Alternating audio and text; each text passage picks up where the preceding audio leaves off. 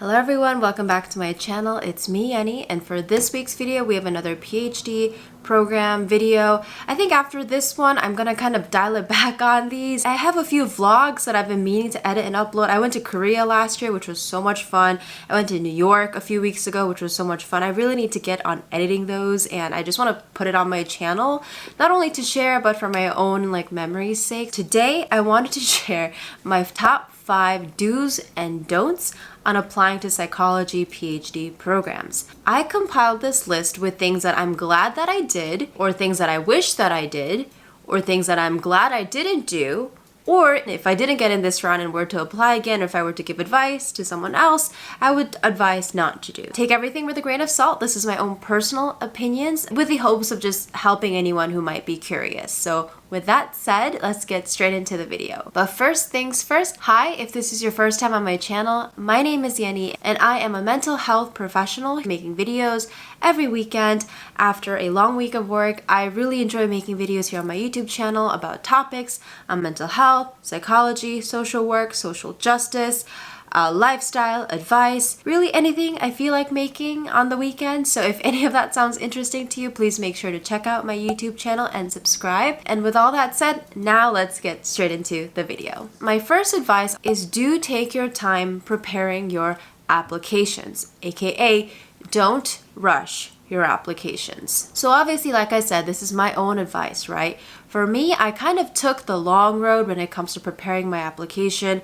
I knew that I wanted to become a psychologist one day. I wasn't exactly sure when the right timing would be, but I also knew that I wanted to be 150% sure about my application before I submitted it. However, just putting this out there, I've met people throughout this process that were just out of undergrad, or they were still in undergrad, not really sure what to do next, or still in undergrad, so certain that they wanted to be in a PhD program, and in that phase, they submitted their applications. And some people didn't get in this round, and some people did right out of undergrad.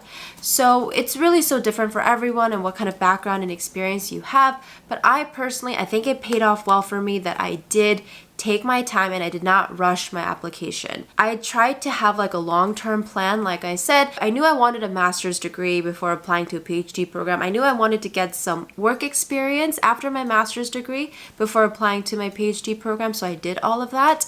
And then even with the year that I spent preparing for the applications, I broke everything down, month by month, task by task. And I think that helped me greatly with also just managing everything that needed to be completed and submitted and but also managing my anxiety, because it is a very anxiety-inducing process, which I will talk more about in a little bit. So in the upcoming PhD related videos that I'll share, I'll also share with you the exact Notion template that I used to prepare my applications, and it really helped me to stay on track with what I needed to get done. I made a calendar and I made a to-do list, check-off list for every month starting from January 2021, which is when I started applying, all the way to December 2021 when I submitted all my applications. My second advice for you all is do your research.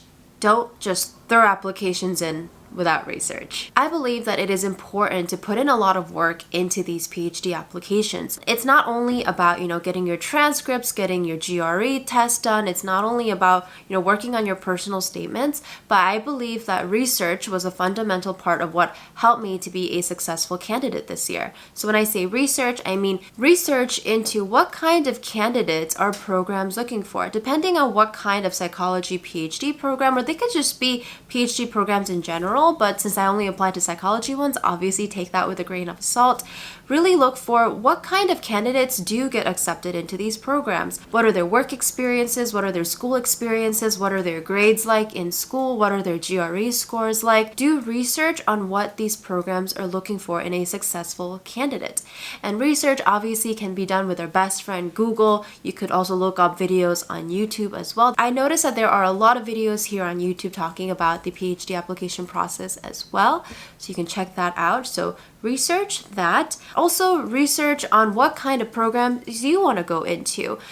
Breaking it down to psychology programs, like I mentioned, because those are the ones that I applied to. There's psychology, counseling psychology PhD programs, there's clinical psychology PhD programs, there's school psychology PhD programs, there's industrial organizational, like HR kind of psychology programs, there's joint programs. I've also seen programs where it's like a clinical psych and a Juris Doctorate, like a law degree PhD program where you also get a JD. There's also PsyD programs. There's a lot of options out there for you. So although it might seem kind of overwhelming, the brighter side of all of that is that you could really find something that you're specifically looking for and the right match for you. That's all everyone talks about throughout this whole process, the right match, the right fit. Let's also break it down from school and program, right? School, program, but also make sure to do research on who is the faculty. What kind of professors are teaching in these institutions? What are their CVs like? What are their publications like? What are their most recent contributions to the field that you want to contribute in? That's also very important because PhD programs last a very long time. So this was one of the best advice that I found online, where you should really be excited about working with these professors because you're going to be working with them for a long time. And it's hard enough getting into a program. You need to stick it out to get the PhD at the end, right? So make sure to also do research on the faculty in your department, the faculty that you may be matched up with to work in their lab. My third advice might be kind of odd or different, but I would say do think a lot about who you let in about this process. So what I mean by that is who you talk to about you applying to PhD programs. This, I just kind of made a mental note in the beginning of last year when I started because, well, there's a part of me, like, let me be honest with y'all, like, I'm afraid of failure. And I mean, I think a lot of people are motivated by, success and not wanting to fail. And there's like a part of me where it's like my upbringing as like an Asian American, but also my own like personality. I want to succeed in life, obviously. And I've learned so much through failure. And I understand logically that some of the most amazing lessons I've learned in life that have led to a lot of self-growth came from failing so many times, but it doesn't make it any easier. So I just kind of took the mindset last year when I started this whole process of I am going to hustle silently behind the scenes and let's see what happens. Like, I didn't need to announce to all my friends and communities and everybody in my life that I'm embarking on this journey. It just didn't feel necessary. Like, what's the point of that, So I only told people that I was the most close to. So obviously I told my core family, I told Matt, I told like my closest friends as kind of like, because this can be a very isolating process. So that's important. Having supportive figures around you throughout the process, encouraging you, motivating you, reminding you of your self-worth, and reminding you to not tie your self-worth to this whole process. Because trust me, I struggled with that. That is very important. But like, you don't need to tell everyone. You don't need to post it on social media that you're in this process. And there's, I think, two reasons for that. One, I mean, like, why do we feel the need to share everything we do on social media these days? That's something I'm also personally kind of thinking through these days. Like, why does it, like, what's it for? Like, when I share things about my relationship with my partner, like, was it for me or is it for me to portray like a certain lifestyle to the people around me? And it's just, social media is very interesting. The psychology of social media is very interesting. But also something I've come to realize in my adult years of life is not everyone in your circles, I mean your outer circles, let's say, not your closest circles. Sometimes in your closest circles, I've learned that too. Not everyone wants you to succeed. I know that's such a crazy, like, it's really sad that I had to learn that the difficult way, but moments when you are really like trying your best to strive and break out of like your comfort zone and taking risks and you're really shining as an individual, right? You're taking risks, you're doing the thing that you're going to say you're going to do for years. Not everyone around you may want you to succeed for whatever reason. So that was something I learned a few years ago. So that's also why I wanted to keep this PhD thing under wraps. And then if I got in, I would let everyone know, and then that is the opportune time to see who is truly rooting for your success and who isn't. So that was very interesting when I announced that I did get into my dream program. So that could be another video in itself. But I'm just so over that kind of toxicity and that kind of those kinds of fake relationships in life. So let me tell you, long story short, although this was already a long story, just protect yourself, establish boundaries, and realize, unfortunately, not everyone wants the best for you. So you don't have to share everything in your life. Number 4, do figure out your why, and don't do it for the wrong reasons. So it's like the same thing. So why do you want to go into a PhD program? Kind of ask yourself that. What is it for? Are you really passionate about the topic?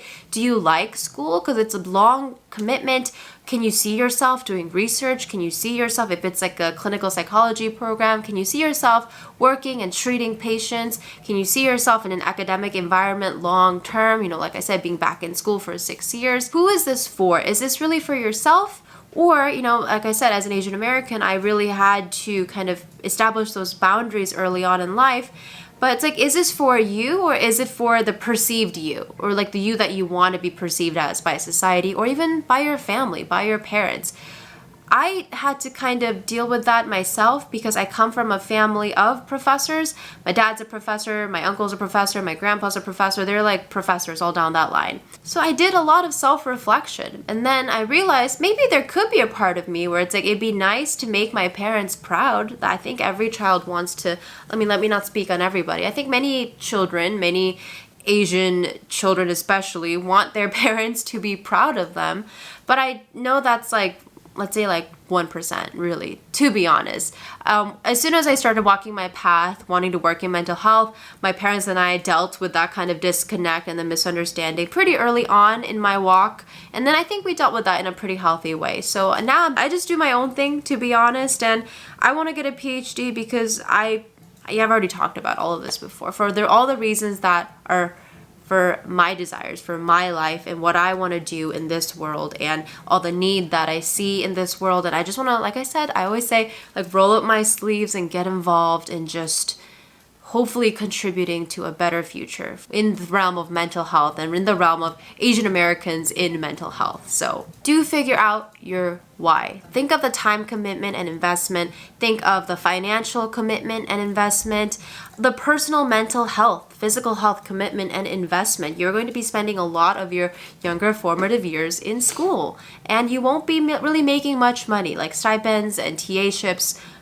You're not going to be balling, So really think of your why, and don't do it for anyone else. Do it for you. And last but not least, my 5th advice on do this, don't do that, is do be logical about your self-perception. Don't be irrational. And I say that because, like I've been kind of hinting throughout this process, there's a lot of self-reflection and thinking and research that goes into, I think, this journey of applying for a PhD program, specifically a psychology PhD program. It's an immensely stressful process, no matter how prepared you are. I thought I was so prepared. I got the master's degree. I got the work experience. I did the GRE. Not the best GRE I was really worried about. I suck at the quant section, just being honest with you there. When I submitted my applications last December, I was like, I've done the best I could. I felt prepared, but that doesn't mean that you won't be stressed. It is so stressful. I think every step of the way, it's so easy for this process to break you down and start questioning your worth. And I had to do a lot of, grounding myself in reality, logic, and like rational thinking. Like my heart was saying, oh my God, I'm a piece of shit. I'm worthless. I'm an idiot. I'm nothing compared to these other candidates. Because a lot of the times it makes you feel that way because of the competition, the pressure. But logically, I was saying, no, I am a strong candidate. I did prepare so much for this process. I've done the best I could. And even if it doesn't work out, that does not mean that I am a worthless person. That does not mean that I am not smart. That does not mean that I am incapable of contributing to the field of mental health. So a lot of separation was happening between what I was feeling, a lot of internal stuff that I've dealt with in the past coming back, my self-doubts, but also externally, comparison is the thief of joy. Comparing with other candidates, people putting up their stats on Grad Cafe, me being like, ooh, my GRE score was terrible, they're gonna think I'm an idiot, they're not gonna, negative self-talk creeps into our minds. So do be rational and logical, realize where are these negative thoughts coming from? Is it from your own heart? Do you need to step away and take care of yourself for a little bit and do some mindfulness, self-care? Is it from external? Are there people in your life that are not supporting you and lifting you up? That's something to think about. And can you, separate that logic, being rational, and realizing that you are worthy no matter what the circumstances are. No matter what way this first cycle works out for you, there's always a second cycle. You can try again. I had to do a lot of self-reflection. Those are my 5 do's and don'ts of applying to psychology PhD programs. I hope that they are helpful to you. I wish I was more grounded in all the advice that I shared with you before I went into the process, but I'm glad that through going through it, which is usually how my life works, I was able to learn a lot of things about the process, about myself, so I can share it with you guys with the hopes of helping anyone else who might be interested in pursuing this path. So with all that said, thank you so much for watching this video. If you did enjoy it, please make sure to give me a thumbs up. And yeah, I hope you are taking care of yourselves emotionally, physically, mentally, in all of those very important ways, especially in the times that we're living in right now. Please take care of your mental health, and I will see you in the very next video. Bye!